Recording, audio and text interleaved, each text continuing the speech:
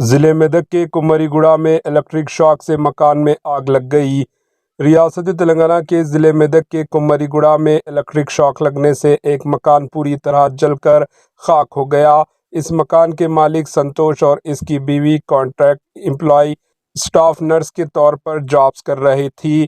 سنتوش اور اس کی بیوی نے ایک پرائیویٹ لیب قائم کرنے کے لیے کچھ رقم جمع کی تھی، جس میں مشینری، ایک 2 wheeler bike, T V, refrigerator, تعلیمی سرٹیفکیٹس اور ضروری اشیاء جل کر خاکسار ہو گئی۔ متاثرہ خاندان کا کہنا ہے کہ اس حادثے میں تقریباً 20 لاکھ کا مالی نقصان ہوا ہے۔ آتشگی کی اطلاع ملنے پر فائر فائٹرز نے مقام واقعہ پہنچ کر آگ پر قابو پا لیا۔